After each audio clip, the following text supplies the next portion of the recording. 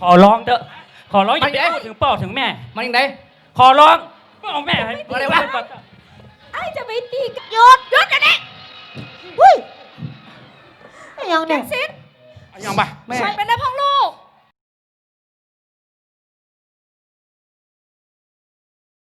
เป็นอย่างเนาะเจ้ามาช่วยน้องดาวย่ากันจะไปจมอีจมอ่อนนะเจ้า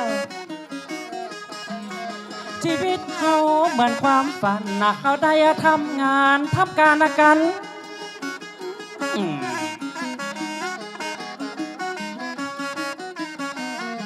มาป้าสาวงามสายดังแก้วหันและไอ้ก่อนยังเปิดใจมาถึงบ้านแม่เลี้ยงซ่อนปีบัดมินก็ตั้งได้นอเจ้าว่าแม่นายน้ำใจคุณนายเปิ้นก็ดีเสียอย่าง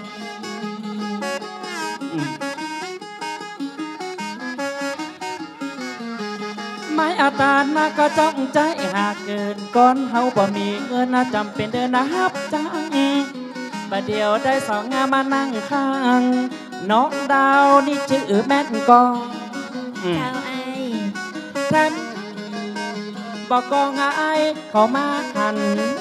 ดอกลักมาเปิ้นใจใบบอกเหมือนกับสอนรักมาปักหัวใจน้องดาวอยู่ตั้งในเห็มนะ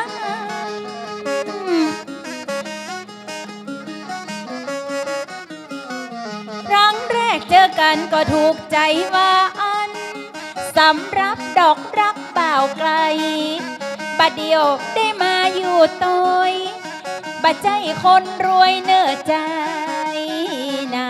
เจ้าแม่นาวแม่กับดาวเป็นแม่กาอยู่ทุกสิ่งทุกอย่างจะช่วยกันนะครับเพราะว่าก็มีสมบัติของตั้งพ่อของตั้งปู่ก็ยังดิ้นรนกันอยู่หวังอายจะมาอุ้มหอบนอนในช่วยกันค่ะช่วยกันใครจะได้ขยายกิจการฮือใหญ่สบายพี่บ่าไม่แหงกันเนี่ยกันเต็มที่เจ้า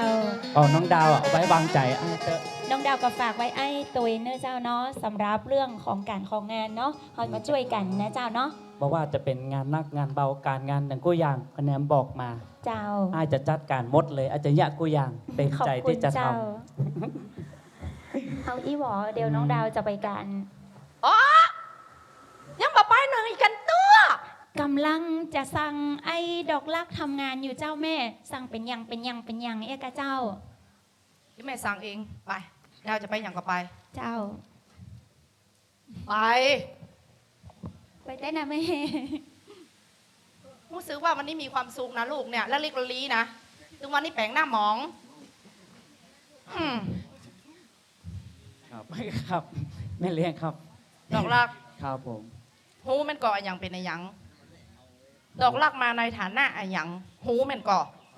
หูครับผมพอดีว่าบ่มีอย่างครับพอดีหันเพิ่นมีน้ำจิตน้ำใจดีเพิ่นอู้ตัวครับดาวเป็นแม่หญิงที่เรียบร้อยเป็นแม่หญิงที่อู้ม่วนครับเพราะฉะนั้นดอกลักยานะดาวลูกของแม่นี่เป็นคนที่แม่ฮักที่สุดแม่มุ่งมั่นที่สุดในอนาคตแม่ต้องการให้ลูกของแม่แต่งงานกับคนที่มีฐานะเดียวกันเท่านั้นไม่ใช่ลูกจ้างครับผมเพราะฉะนั้นดอกรักจะต้องหูฐานะตัวเอง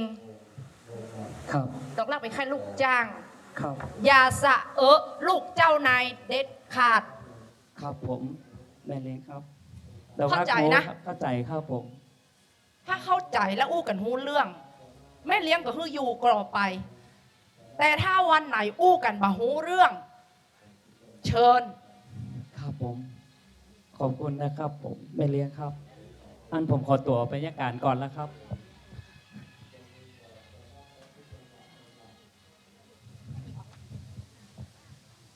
คิดผิดหรือคิดถูกเนี่ย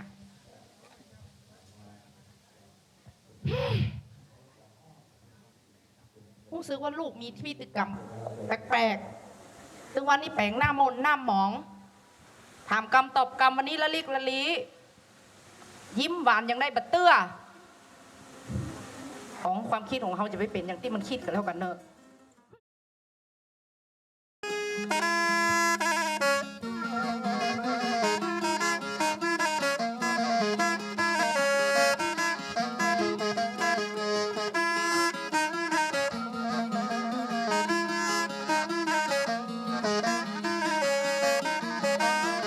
เขาจือเกรียงสิทธิ์เศรษฐีเพราะกระตึงมีเงินมากตึงวันบ่ได้ลำบากก็เป็นคนมีอิทที่พ้นเพราะว่ามตึงมีมั่งคั่งสมบัติเต็มบ้านของตนตึงบ่ได้อับตึงบ่ได้จนตึงบ่ได้ดิ้นรนลำบาก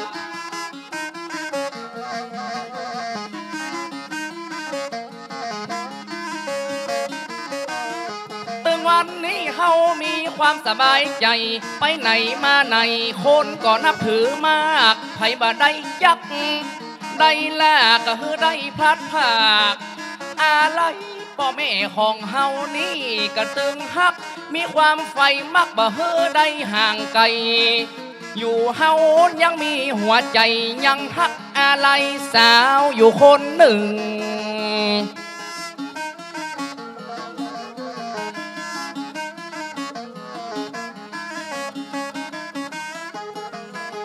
จำเป็นจะได้ไปสู่ขอ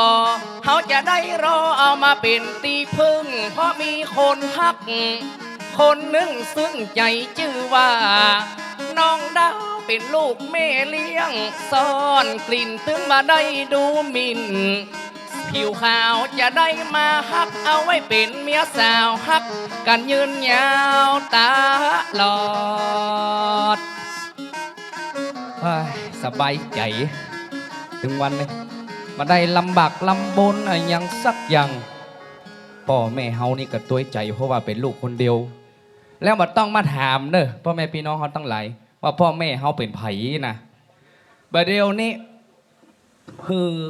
ผู้รักผู้ใหญ่ไปสู่ขอไปอู้กับคุณนายซ่อนกินว่าจะขอน้องดาวเนี่ยเอามาเป็นแฟนแล้วคนเฮาคนแก่บ้านเฮาก็บ่ต้องถามเนอะว่าพ่อแม่เฮาเป็นไผวันนี้พ่อแม่เขามาบ่ได้ครับเพราะว่ากาดถั่วปอก็เลยได้มาคนเดียวจะฮือพ่อแม่ได้ไปอู้แต่ไปอู้กันในที่ลับวันนี้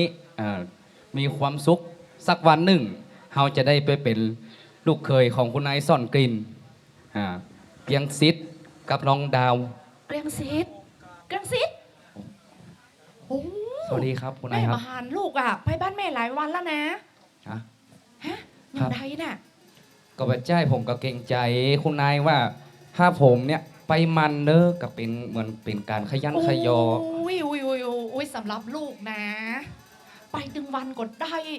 แล้วไปอย่างใดเนี่ยไปไปถึงชั่วโมงปิกไปถึงชั่วโมงปิกยังแบบไปเมินน่ะลูกก็น้องดาวก็เหมือนเปิ้ลมาใครอู้กับผมอย่างได้บอกโอ้ยอย่าไปสนใจน้องดาวอ่ะแกเป็นคนเรียบร้อยบางทีแกอาจจะอู้อย่างแบบมาเก่งใจก็ได้อ๋อครับเนี่ยครับถ้าได้วันดีวันงามอย่างใดอ่ะเอาป่อไปสู่ขอเลยไปเลยครับอนุญาตไปเลยครับโอ้ลูกก็มีกิจการหน้าที่การงานอย่างเจริญเติบโตไปติ๊กครับแม่ละครับควรจะมีลูกมีเมียได้ละลูกอันอย่างอีกผมก็อย่าบันรอเมินจะฮือเร็วที่สุดมันผูกมันฮือนี่ก็ได้ก่อนเข้าภาษานี่บอกโอ้ได้เลยก่อนเข้าภาษาเนี่ยไปอู้ก่อนมั่นไว้ก่อนหลังภาษาแล้วแต่งงานใหญ่เราจะได้จองโรงแรมหรูๆ5 ดาวเลยโอ้บัดต้องโรงแรมกันนะครับพอดีที่รีสอร์ทที่พ่อผมโอ้เดี๋ยวนี้เปิดแปลงใหม่เอารีสอร์ทเลยกันครับอุ้ยถ้าอ่านนะแม่จะได้เตรียมตัวแม่จะได้ตัดชุดให้มันงามๆครับผมเอาเป็นว่าก่อนเข้าพรรษาเนี่ยวันที่อย่างมันก่อนเข้าพรรษา17ครับเพราะฉะนั้นก่อนท่านน่ะประมาณ10 กว่าวันลูกจัดการเลยครับผมไปสู่ขอแม่จะอนุญาตครับผมรับรองถ้าคุณนายจะห้องคุณนายห้องแม่ดีกว่านะถ้าแม่อนุญาตอย่างอีผมก็ดีใจผมจะได้ฟังขึ้นเร็วที่สุดเนาะครับเนาะผมนี่ใจถึงมีที่น้องดาวคนเดียวเนาะเอาญาติผู้ใหญ่ใครก็ได้ครับผมเอาไปเลยเอาไปหาแม่เลยแม่จะจัดการครับผมรับรองดาวอ่ะมันเชื่อแม่หมดแหละ ครับครับครับ โอเคนะ โอเค ตาม ครับ ที่ ผม แม่บอกนะ ขอบคุณ ห้ามจ้าล่ะ คุณแม่นักๆนะครั โอ้ยแม่หักลูก ครับ แม่ปลื้มใจกับลูกคนอื่นแม่บอกปลื้มใจหรอก ครับ นี่แหละที่ผ่านมาแค่นี้แม่ไปทำธุระก่อน เนาะ โอเค อย่างมา นะ เวยไปเวยอย่างฟ้าแมบแต่ โอ้ยธุรกิจแม่อ่ะ อ๋อ มันมาได้ห้ามช้า เวลา ถ้า เป็นเงิน ช้า เป็น วันนี้ ทอง นะ เดี๋ยวมันตกราคาตกมันมาได้ ครับผม โอเคนะ ขอบคุณมากๆ ค ค รั รั บบ สวัสดีครับลูก นี่ถ้าเฮาได้แม่ยายใจดีอย่างนี้มันต้องเป็นห่วงบอกว่าเพียงซิดกับน้องดาวเฮาจะเป็นท้องแผ่นเดียวกัน และจะฮักกันจะสร้างธุรกิจคือมันเจริญก้าวหน้าต่อไป เดี๋ยวก่อนเฮาจะไปอู้ผู้รักผู้ใหญ่ของเฮาคือได้ไปขอน้องดาวเร็วที่สุดเอาอย่างฟ้าแม่ฟ้าพาไปเลย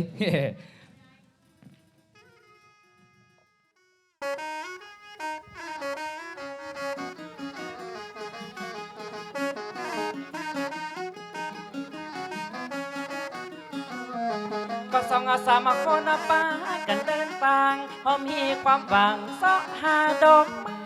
ไม้ อย่างไปมากับมาที่เก่าได้ปะ อันนั้นหมอ อ๋อมาเดี๋ยวนี้อย่าไปกาด เฮาต้อยเหนือไปใต้เสาะ กระเป๋าหลุย ห กระเป๋าหลุย ก็ไปเลี้ยงเปิ้ลฟ้ามาบัดเดียวมากันพ้องเต้ กระเป๋าหลุย สักค และกระเป๋าแกน ำนอเจ้าแม่กำดาวสาวงามมาตั้งเพกอน เอาขยาวแตะขยาวแตะก็ ก ละ ระ ม้วน เป๋า เลย นี้พอยังพ้นตานผีตายมึงเอาแม่ตัว บัดเดียวมาถึงว่ากาดแล้วบอคือสองคนเขาได้อยาพักผ่อนสองคนเฮานี่เป๊ะละอ่อนคือประเหมาะแม่มอนพักผ่อนกันก่อนอืม ของขวัญวันเกิด แต่วันนี้ถึงบ่มีปัญหา ได้หาเวลาและโอกาส ออกมาเอวกาดออกมาเอวลีสิถ้าจะดี หัวใจแต่ละ ตับ ถ้าใครอยากกินอะขนมอะซื้อหน่อยเหรอ จะได้ไปซื้อปลาจะได้ไปซื้อข้าวเอาไปอะว่ากินนักหนาสำหรับวันนี้นั้นเราหมู่เฮาจะกินหยังกันเจ้า อยากกินลาบ นาเจ้าแม่นาว ส่วนน้องดาวจะเอาใจแม่ซ่อนกลิ่น อันปลาซิวอยากกินอาหารทะเล ไอ้หยัง คอยหน่อยหนึ่ง อ๋อมึงอ่ะ เอาอายังกอดได้ ดาวตามใจว่าอัน พี่สิวจะกินอย่างนั้น จะถามดอกรักไอบ่าว ตอนดีเจ้าดีเจ้าน อนไอดอกรักอยากกินอันใด ถามป้อจอยอยากกินอย่างเล่า อันถ้าถามไอ้จอยขยากกินเนาะ เจ้า ไอ้ขยากกินลาบลู่หมูควายลาบปลาเพี้ยลาบปลานินแกงอ่อมจิ้นหมูแกงอ่อมจิ้นควายแกงเพชรใบเยียนพัดเพชรปลาดุกชูชีปลาดุกแกงมะนุนน้ำพริกแดงน้ำพริกหนุ่มต้มปลาโลต้มยำกบคั่วแขกกบดองหน่อไม่เด็บแกงหน่อไม่ส้มต้มกะไก่พักพี่พอแกงแค่แอบของอ๋อ อันนี้พ่อไม่ใช่มากินแล้ว ไอ้หยัง หากเลือด บ้านแฮมมาแก้แฮกเลือดเหรอ ว่าใหญ่ หูเน่า นะจ้อย ครับ เดี๋ยวขอบอ่ะ นะ ปลานาสิ สิวส่งแฮมไปซื้อบักกอกก็บักขามคั่วกันอีก เขี้ยวพ่อบะหมี่แล้วมันประกอบประขามอยู่ เอาอมไว้กะมันอดเมินดี โอ้ขี้ของเยอะได้ไหมฮะขี้ข้านเงยหน้าเว้ยย่องเยอะหน่อยเอา อ๋อ เดี๋ยวมาซิวมาเนอะ ครับ อ๋อ จังพุท โอ้โหโอ้โหนอนอ หัวเข่าให้ช่องบัดนี้เนาะ ดก มึงจะช่วยหาป้อมึงอย่างเอลกูจะล้านเนี่ย ไปเลย เดี๋ยวสิวพอยังโกบมันจะหื่นกันนี่เฮ้ย ไปมันจะเข้ามานานแล้วมันจะหื่นกันละ อยู่กับสองคนนี่ก็เป็นนะเดี๋ยวม่วนเนาะ ม่วนเจ้า อ๋อ เมื่อก่อนว่าไปสิวคนเดียวม่วนแล้วนะเจ้า น่ากะน้องดาว เจ้า คุณดาว อืม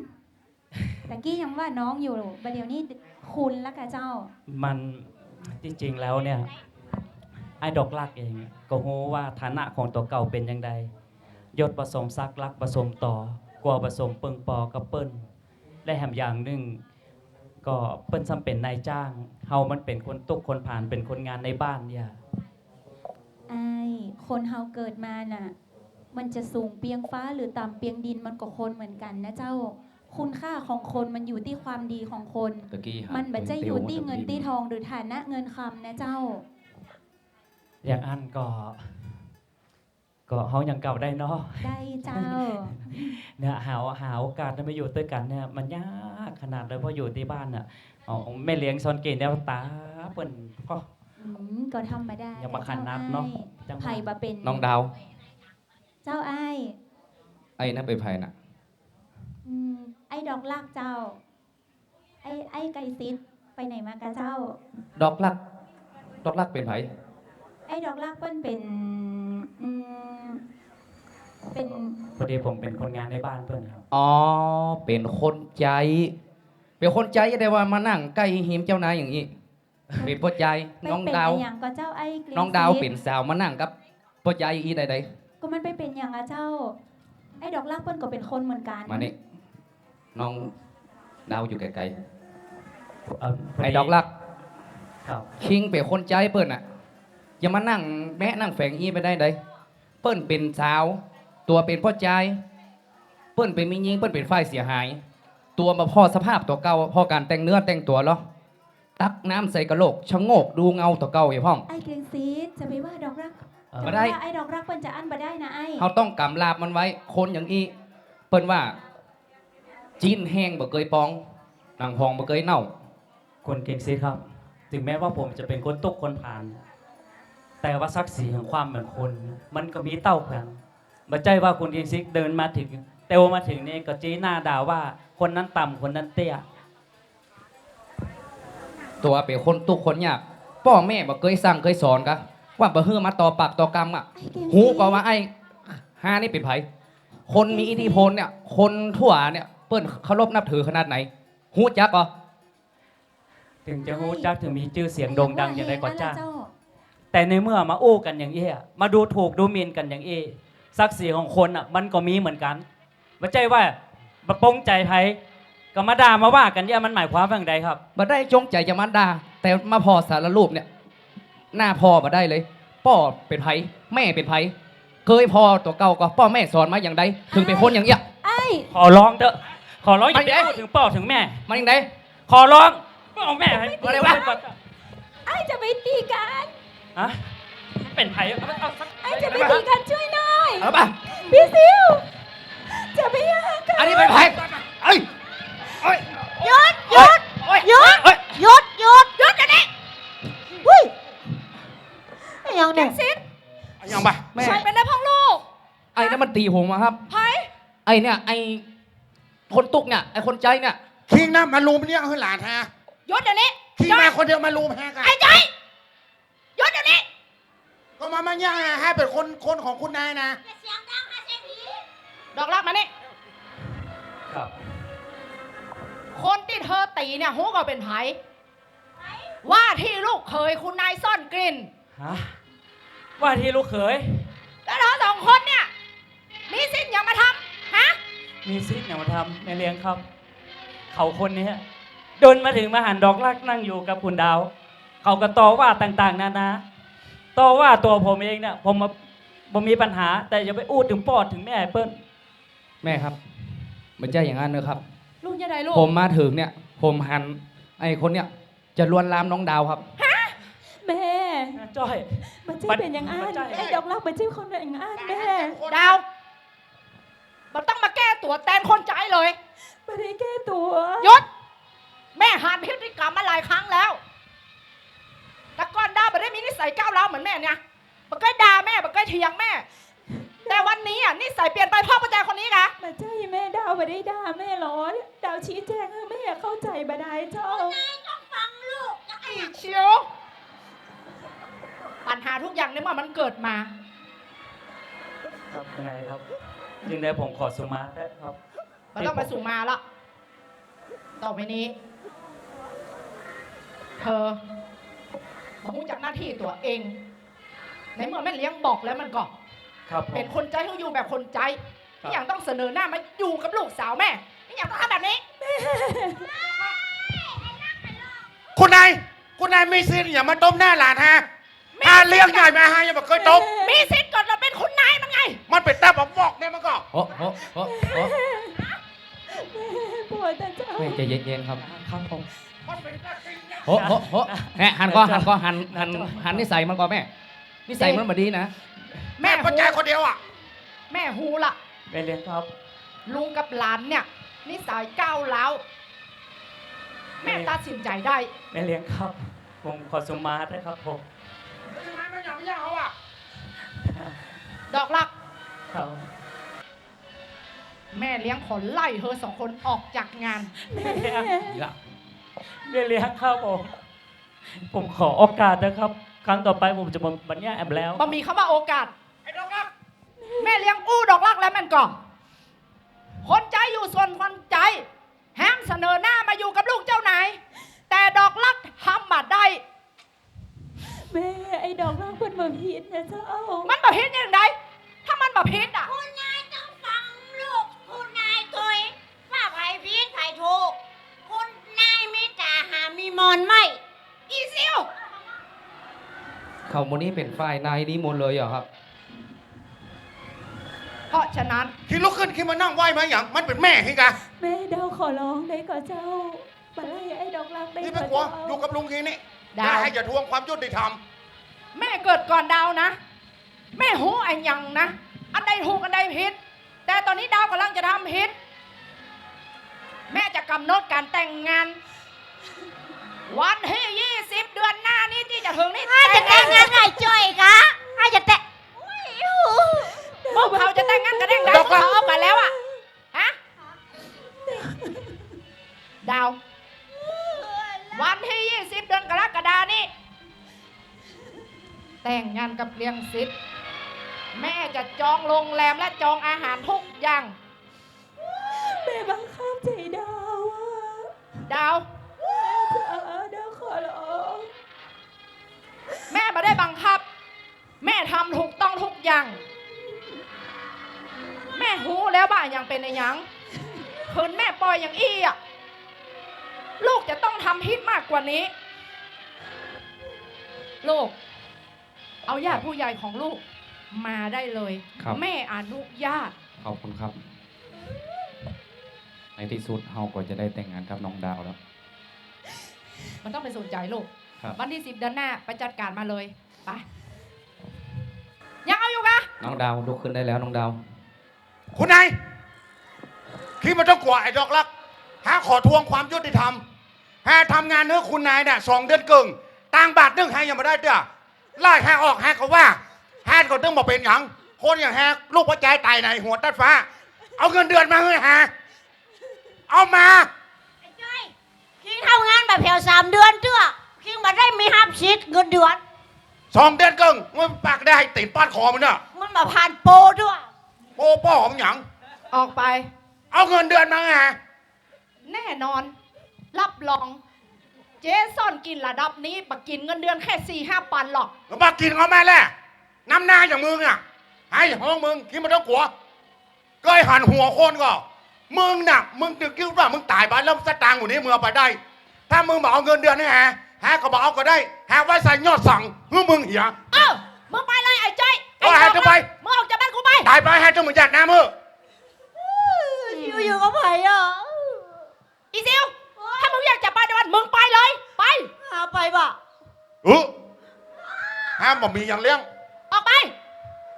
ออกไปจากสถานที่มันประเดี๋ยวนี้ ให้ไปก็ได้อีจัดหมา เฮ้ย ช่วยหาเนาะหาไปไหนอ่ะ มึงอยากจะไปในวันมึงไปเลย ไปดีบ่ะ มึงหันคนอื่นดีเหรอกูกะ อีซิว ฮะ ฮะ มึงอยู่นี่มึงกินนี่มึงสุขสบายทุกอย่าง เดี๋ยวเขาไปกองโดนลาหามาเนอะ แม่ใจเย็นๆครับแม่ แม่ พอละครับคุณนายแม่ใจเย็นๆได้ละ แม่ขอโทษนะลูก ครับ แม่มาหันเหตุการณ์วันนี้แม่มาม่วนเลย ครับ เจ็บไหนพ่อลูก เจ็บอยู่ครับตะกี้มันลุมผมอ่ะ แม่หันละ ครับ มันน่ะนักเลงใจจันต่ำ ครับ มันมาหูที่สูงที่ต่ำมันยังเป็นในหยัง ครับ เดี๋ยวลูกอะไปตรวจสุขภาพ ครับ วันที่20 เดือนหน้า แต่งงานทันที ครับ นะลูกนะครับ ผม ไป ขอบคุณครับแม่น้องดาว ยายไปส่ง ไป ไป น้องดาว ให้ขอมือ ไปยายไปส่ง แม่ ไปครับ ยิ้มด้วยกันน้องดาว ให้อย่างล้ำเหลือ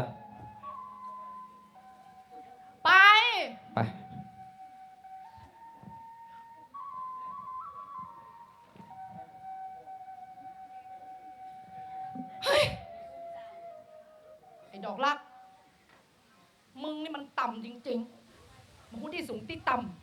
ำสะจะมาเอาลูกคุณนายไปเป็นเมียกะอย่าหวังนะมึงเนอะพี่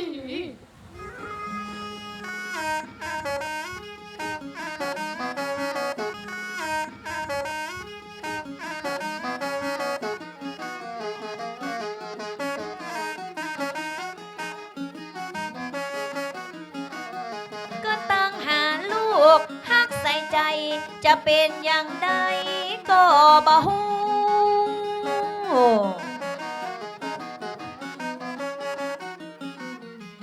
ซ้ำว่าลูกเขาได้ไปอยู่กะเซาะเนี่ยเวียกทำการเกิดเติงกะหาดอกกลักบ่ฮู้ว่าจะเป็นอย่างใดแหมกำเฮ้ยเจ้าท่านนั้นปอบักกับหลังหันละปอบักปิกบักปอ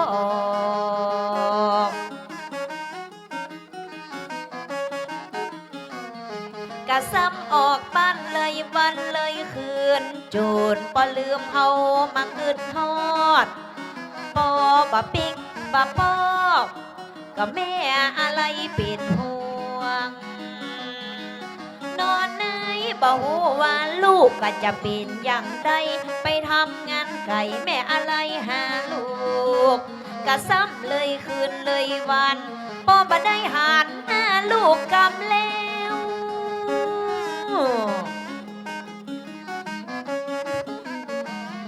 ก็เติงหาว่าเมื่อใดจะมาเอวเมินมาแล้วบักหวนคืนหลังไปเสาะทำงานซ่อมเงินไทยเฮ้ยอีแม่ใจแหมกำเฮ้ยเจ้าท่านนั้นตัวเฮานั้นก็อะไรเป็นห่วงจะมีลูกคนเดียวเนี่ยแต่มีลูกมีเต้ากับเปิ้นคนเดียวหัวอกเป็นเปียวมันก็ตึงบะมวนแม่นี้ก็มาเป็นห่วงถึงแม้ว่ามันจะใหญ่ขึ้นมาบ่ฮู้เป็นอย่างใดจะบ่มาหาอีแม่เขาพองโอ้ยตั้งแต่ดอกลักมันไปเยี่ยมเวียกทำการไปบ้านคุณนายสอนกิน ก็เดี๋ยวลุงจะเป่า เข้ากับอะไรหามันน็อกก็เติงหาลูกเหมือนกันนะมาได้จะมา ปะต พ่ อย อ หีหมอยต้มก้อมพ่วง ดอกลัก จะว่ามันมีวันหยุด ไปหา นะ แม่เลย ฮะ เลี้ยงยา เดี๋ยวคิงอยู่หลังลุงเนี่ยคิงไว้ยังคิงเอาแป้งคิงเขียนหนวด วันนี้จะเอายังมากินข้าวแรง จะต่ำน้ำพริกดีจ้ะปากเดียวได้กินยังกินไปเดือนมาให้ไปดีน้ำพริกบดต้องต่ำก็ได้นะแสบปากอีก อันไผ่อะไผ่อะ เดือน ไผ่อยู่ตั้งนอกขนาด แหมแหมวะอัน แม่อย่ามาอู้ได้ อันคนบ้านเดียวกับมึงนะกะ ก็ไผ่อะคนบ้านเดียวจื้อมาอย่างใด น้ามึงอ่ะ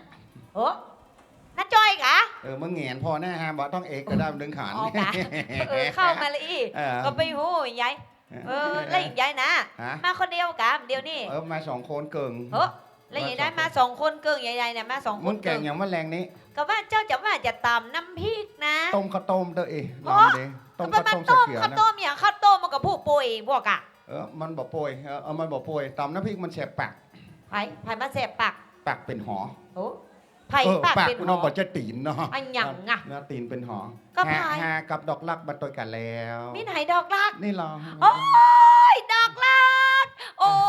ยลูกอันอย่างอันน่ะ ครับแม่สวัสดีครับ กะสวัสดีกะยังพ่อหน้าพ่อตาอี พ แม่ ยายามน ลู ก ก อีปู กะไป ด้วย ก้ม หลา หน้าน ก้มตามันนี่หยังละอายค่ะกะนี่หยังลูก โอ้ยขึ้นเติงหายแม่ขนาด แม่ครับ ก็ขึ้นเติงกะยังพ่อหน้าแม่ลูก บอกโหเลี้ยงตัวเน้อก ะยังพ่อหน้าแม่ลูกฮะดอกลักอันหยังใดเนี่ยประเดี๋ยวเนี่ยฮะน้าจ้อยอันหยังตาปุดตาเป่าฮะ อันนี้ อันหยัง ตุง มันจำเลือดจำหนองอย่างไร อัน จำ นี้ เลือดจำหนองอย่างไร อัน อย่าง นี้ ไรประเดี๋ยวอธิบายมา ตุงพญาวัน ปากพญาวันพญาปีอย่างสักอย่างสักอันนะอย่างใดหน้าหลานมันอย่ามาเป็นอย่างอี้ดอกลัก เดี๋ยว บอกแม่มาประเดี๋ยวนี้ หน้าลูกไปโดนอย่างมา เดี๋ยว มาดิ เดี๋ยวไป ปาเดียวอย่างสักอย่างบอกมา เดี๋ยวย้างปากก่อนก็ได้เนาะมึงบอกปากเตี้ยผ่ายถึงว่ามึงบอกเป็นใบ กูบอกเป็นใบประเดี๋ยวนี้มันอย่างใดอธิบายมาฮะ เอ๊ะ สองคนอาหลานเนี่ยอย่างไร เออ แล้วอย่างไรดอกลักยังบอกอู้ คือว่า อู้กับแม่มา คือว่า ปาต้องมายุ่ง กำเดียว กับลูก ได้จะโตบปากสิเพื่อก้องหูวะ นะจอย ฟังก่อนจะฮื้อน้าไหวกับไอ้ฟังอะอย่างเป็นข่าวอะอย่างเป็นดำเนาะ ยังไง เออ ประเดี๋ยวเนี่ย ถ้าหัวนี่มันเป็น เศร้า ดำ ขลือฮะน่ะมันจะมาดำมาข่าวหยัง มันโดนตี ไผ่ตีไผ่อย่างไรว่ามาเล่ามา พิกดคืออันนี้มันนั่งอยู่กับแฟนกับแฟนนี่เหรอ ไผ่มีแฟนไผ่อย่างใดดอกลักอธิบายให้แม่มาบัดเดี๋ยวนี้ อันไปเนี่ยการ บอก บ้าน มา ไปเนี่ยการบ้านคุณนายช่องกิน ก็ไปเนี่ยการและตาปูดตาเป่าอย่างไร พอดีมันว่างแล้ว เออ ลูกคุณนายเปิ้นจวนไปเอี่ยวกาดลูกคุณนายเปิ้นจวนไป ห เอี่ น้า ยวกาด ใจหน้าใจเนี่ยอย่างนี้ฮะอย่างไรหมายความว่าอย่างไรดอกลักบอกแม่มา แล้วใจละอ่อน ลูกคนไหนอย่างไรมาต้องปักหยังปักไปเลยหยังปักไปเลยอย่างไรบอกแม่มาลูกคนไหนเนี่ยอย่าง แม่ดู อย่างไรดอกลักบอกแม่มาประ เดี๋ เดี๋ ย ยว ว เอา นี้ หมวกเอาหมวกมาเอามาเช่ไป ฟัง เอา กูบอกฟังอย่างสักอย่างบัดเดี๋ยวนี้อย่างไรอันที่มาให้แม่มา ลูกคุณนายอย่างไรลูกคุณนายก็ดองร่างอย่าง แม่ ฮะ ดอกรักหัก อย่างใด ลูกสาวคุณนายเปิ้ลนะ ไผ่ฮักไผ่ ไอ้ดูหลาน นี่ถ้าจะอยู่กับลูกอ่ะดอกรักไปฮักกับลูกคุณนายได้อย่างไรตึงบอกคือแล้วว่าเขาคนตุกกับอยู่ส่วนคนตุกแม่บอกตึงบอกมังอะแม่บอกตึงบอกมัง พอแล้ว จังมันลูกเจ้าฉันจะตีมัน ไอ้จ้อยหนีแม่บอกกูแล้วมาได้ไงนั่งมาฟังสอนเท่าไหร่ยังมาฟัง แม่ เขาเป็นคนตุกอ่ะคืออยู่กับคน เอาเล ตุ ย ก ตีก็ตายไปเลย มึงตายกูกัน เอา มึ เล ง ย ตายกูกัน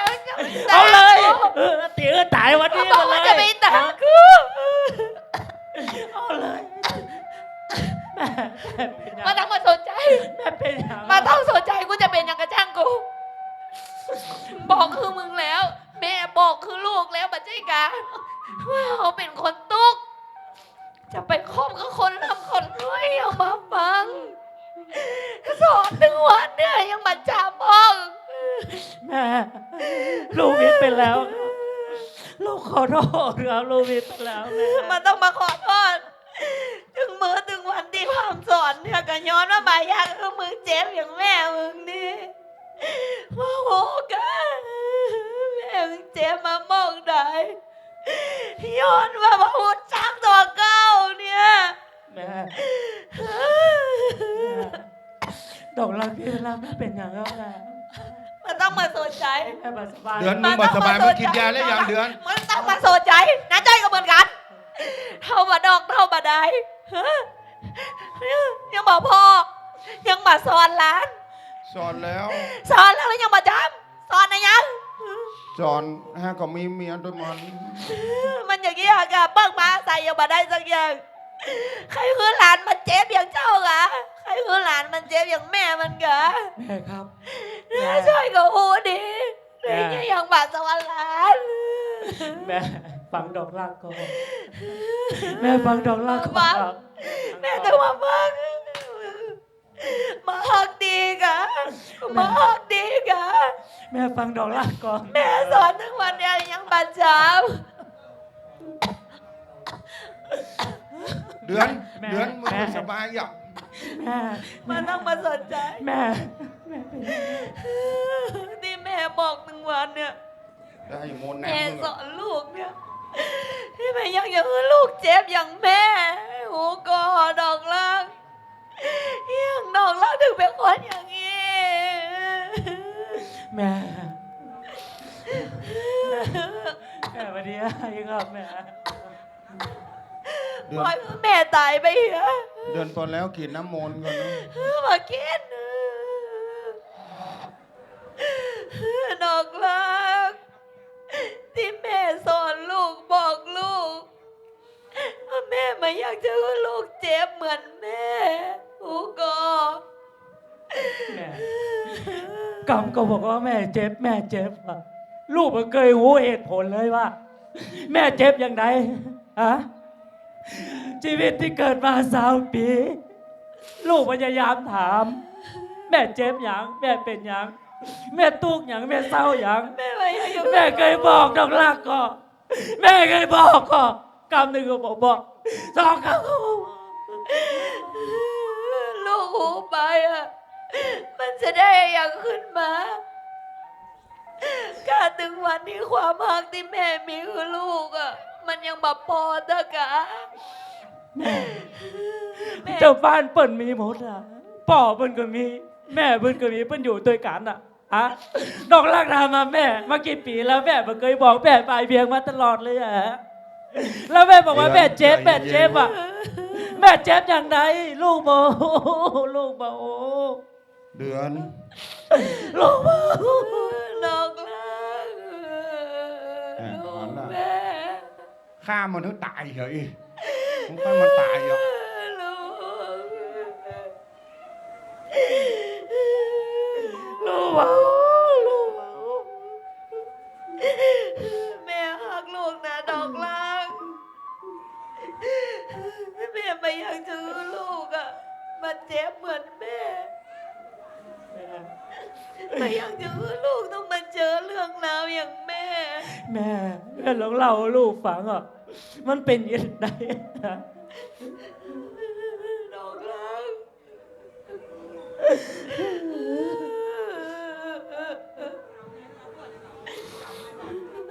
แม่จะอู้ลูกฟังก็ได้ว่าพ่อของลูกอ่ะมันเป็นคนร่ำคนรวย มันเป็นคนบ้างคนมี แต่ว่ามันไม่ได้หักเอาลูก แม่ถึงไม่อยากยื้อลูกและเจ็บปวดเหมือนแม่ถ้าหลอกลากให้หูว่าพ่อลูกเป็นไผหูพ่ออยู่ในนี่ แล้วแต่หลอกลักเตอะไปเสาะตัวหาพ่อ แต่ถ้าหันว่าเปิ้นเป็นไผแล้วก็ฮึบอีกมันนะลูกเด้อมันต้องไปยุ่งไปเกี่ยวกับเปิ้นละเอาก็อยู่บ่เอาอย่างน้อยแม่ก็หักดอกลัก แม่ไม่อยากยื้อลูกอะต้องเจ็บปวดเหมือนแม่ถ้าหูว่าลูกอะ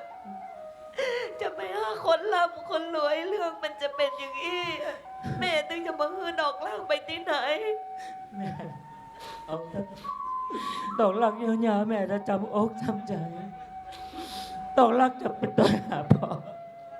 แล้วพ่อมันอยู่ที่ไหนเดือน กรุงเทพปุ่นนะเฮ้ย แล้วดอกลักมันมาเคยไปสักเตื้อว่าลุงไปโดยบ่ มาต้องไปหยัง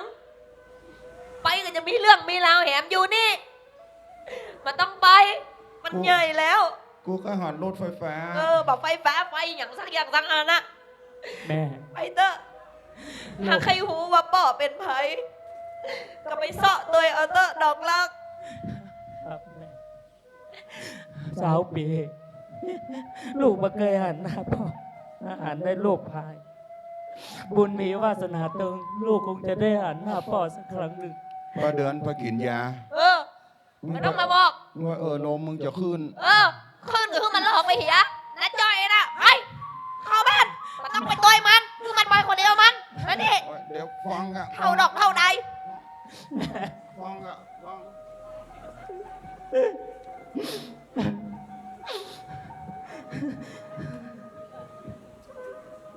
พ่อดอกลักก็มีพ่อกับเปิ้ลกาดอกลักก็มีพ่อกับเปิ้ลด้วยกา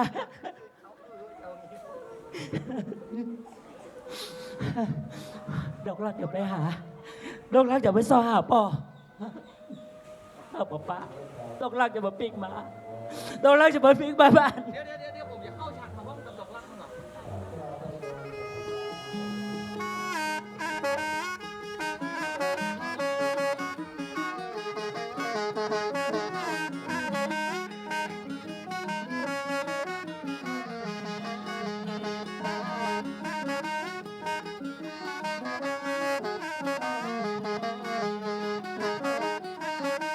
เ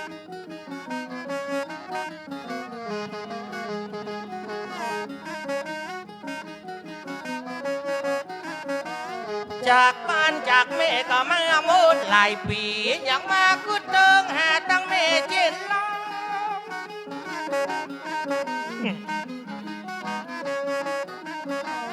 ได้ฝากฟังเดือนอยู่จองอยู่บ้านนะคือจ่อยเต้นหูเต้นตาผ่านมาได้20 กว่าปีหวังและจะมีผู้ค้าหนอแม่นินมีเงินทรัพย์สินกุ้มเลี้ยงตังแม่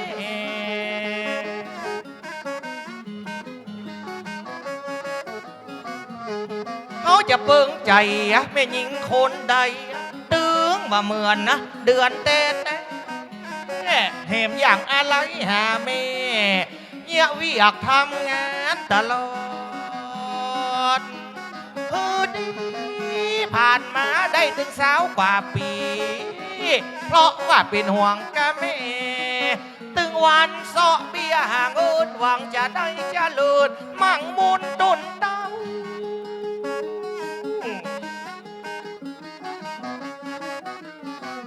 อายุอานามกับพ่อแก่พ่อเท่าเมียเจ้ากูฮักตึงบ่มีคนใดก็ตึงบ่เพิ่งใจเหมือนกับน้องเดือนที่มีหนอแม่นี่ใจชีวิตหลายปีก็ตึงบ่เพิ่งใจกู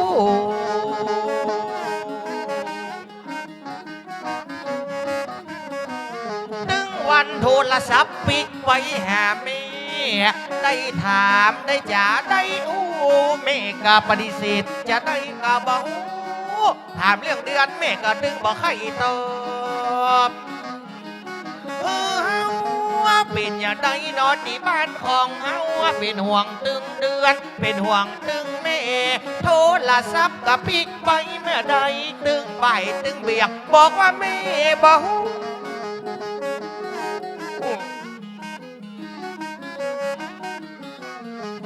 เฮาทำงานนี่เป็นห่วงตึงกูว่าใดจะได้ปิกไปหาเงียบเบียหาเงินหวังจะเจริญหอบเงินปิกมาหนอแม่เนี่ยจะได้งานจะได้เมียมีเต้ามีลูก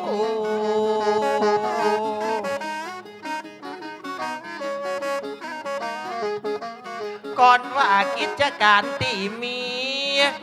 มันอยู่ของมันได้เฮาว่าจะหาเวลาปิกไว้ไปใจตังไม่เสียก่อน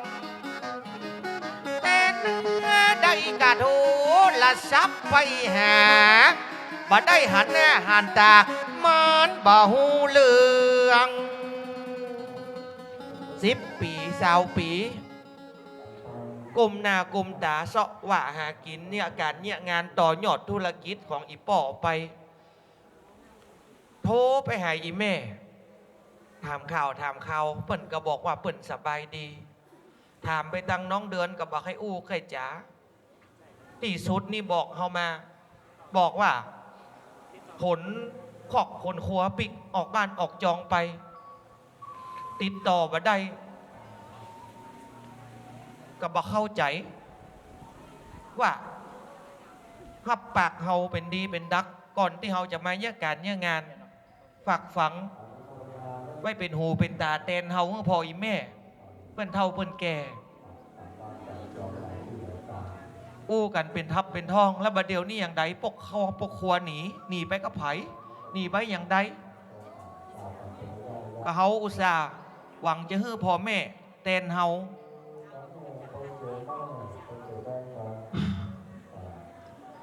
มาอยู่ตังเพอีแม่เฮ้ยฮื้อพ่อฮื้อกอยตัวเก่าคนเดียวเตอะเดี๋ยวรออ้ายได้ปิกไปก่อนเนอะ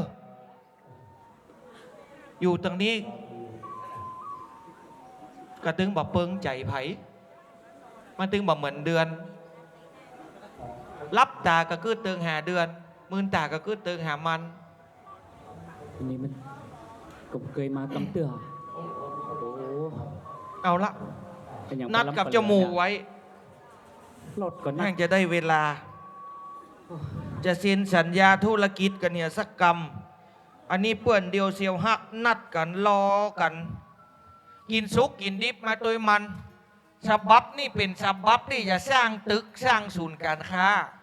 อันนี้ถ้าธุรกิจอันนี้ไปหลอดเฮาก็จะมีเงินถุงเงินถังไปเลี้ยงครอบครัวไปเลี้ยงแม่เฮาแหมนักโยได้เวลามันน่าจะมาละนัดกันลานจอดรถนี่แต่มันไปที่ไหนนะประเดี๋ยวเนี่ยโอ้เป็นอย่างนี้เป็นอย่างนี้เป็นอย่างนี้โอ้ย ครับเดี๋ยวครับใจเย็นๆครับใจเย็นครับ มาน้อยมึงเป็นไผ เดี๋ยวก่อนครับนั่งก่อนนะครับ มึงเป็นไผ แล้วลุงนั่งก่อนลุงนั่งก่อนลุงนั่งก่อนลุงนั่ง ลุงหน้ามืดลุงหน้ามืด เดี๋ยวก่อนเดี๋ยวก่อนอ๋อมึงเป็นไผมาหน่อย อ๋อเดี๋ยวก่อนครับ เอาสุขภาพลุงก่อนฟังถามผมเตื้อนะครับ โอ้ยังแต่มงมัง ดีก็ครับ โอ้ ดีขึ้นหรือยังครับ ลุงบอกเคยเป็นอีสักเตือหน่อยหน่อยเนอะ ครับ ให้ยลูกโวยเยอะป่ะเฮ้ย ครับ โอ้ยหน้ามืดครับผมเนาะ เดี๋ยวมึงนี่เป็นไผ่ทางใดนี่ไอ้น้อยเฮ้ย พอดี มา ว่า บีบมาหนวด พอดีว่าผมชื่อดอกลักครับ เออ ดอกลักเนี่ยกำลังมาถึงกรุงเทพวันนี้เป็นวันแรก ก็เลยเตียวซ่อหางาน ก็พอดีเดินมาถึงที่นี่แล้วก็กำลังหันลุงทำท่าจะเป็นลมยากครับ โอ้บุญเนอะมึงเข้ามาจับพอดีมาอันลุงนี่ให้อย่าได้ก้นหัวฝัดขี้ดินบุญบอกหูละ ครับ เอาโอ้ยบุญรักษาไอ้น้อยเฮ้ยบุญรักษาเอาโอ้ยคนแก่คนเฒ่าละมันอย่างเอี้ย ครับ เบิดความดันเบิดสปะอย่างสปะอัน ลุงต้องรักษาสุขภาพพ่องนะครับผมเนาะ กันนี้นัดเจ้าหมูไว้เดี๋ยวมาแต่เจ้าละแล้วก็นี่แดดฮ้อนจะสินสัญญากันนี่จะเป่งห้าง ครับ เป่งตึกเฮาลูกที่ไหนมาตั้งใด อ๋อพอดีผมลุกมาจากต่างจังหวัดครับ มาต่างจังหวัดมา ครับ จะไปหาไปที่ไหนตั้งใด ยังบอกโฮเตอร์ครับ มาซ่อหางานทำครับผ โอ้ มกำลังลงรถมาแต่เจ้านี่ครับ แล้วก็ จะมาซ่องานทำกรุงเทพพี่เนาะ ครับผม โอ้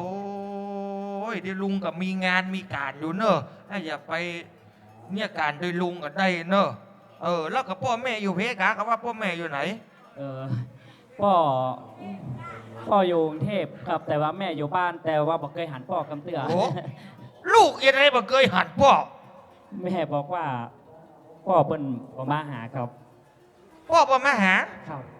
มันไปไหนมันบ่มาหา บอกเคยหันหน้ากำเตือครับบอก แล้วมันเนี่ยมันตายครับมันผิด บอกโง่ครับ เพราะว่าแม่เปิ้นบอกครับ บ่บอก เพียงแต่บอกว่าพ่อเปิ้นไปเมินแล้วอย่าครับ เกิดมานี่ก็บ่หันหน้าพ่อละ ประหารกำเตือครับผม แล้วพ่อมันไปละอีแม่เหรอ ครับแม่เดือนบอกว่าพ่อบัปิกมาหาครับ โอ้แล้วมันอย่ามาแง่วบ่ปิกมาหาลูกหาเต้า ครับก็เล ละ ย ลูกละเมียทั้งหมดน้อย ครับผม ๆโอ้มันอย่างมาเซอะจะอัน ผมก็เลยอยู่กับแม่แล้วก็กับอุ้ยครับ โอ้ สองคนครับ ยเอ็นดูเด้เอ็นดูไหวล่าเหยจริงนี่นากินเขานี่ก็คุ้นๆนะบ่ะมันขับคล้ายขับคามันเหมือนก้อยหันอย่างไรบ่ฮู้เออ คนหน้าโหลเนาะครับเนาะ มันก้อยหันมันเหมือนก้อยหัน ลุงครับป้าแต่ว่าดีเนี่ยลุงผู้จักคนนี้ก่อน โอ้ เนี่ยแม่ก็คือ เท แม่ พใหญ่น้อยมันมาใช่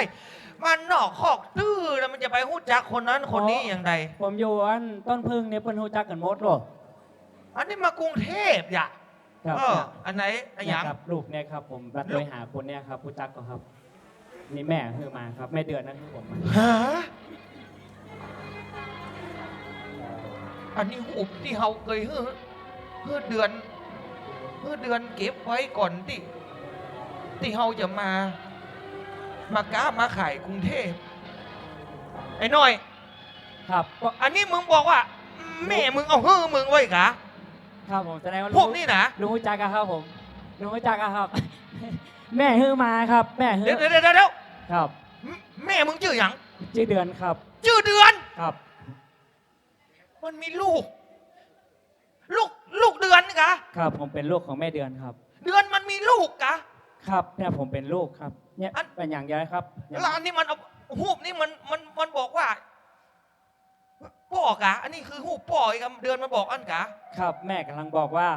อันเนี้ยคือเป็นป้อคือเป็นตัวช่อหาคนเดียวแม่เดือนว่าอย่างนี้ครับโอ้โอ้โอ้ลุงนี่อย่างไงเนี่ยโอ้ ลูก อย่างไงเนี่ย ไอ้ โอ้โอ้ มาหาพ่อ เฮ้ย กันลู เฮ้ ก ยเฮ้ย มาหาพ่อ โอ้ นี่ละคนเดียวกันในหูปเนี่ยลูกพ่อจำได้หูปอันเนี้ยไปเนี้ยพ่อฮือกับมือแม่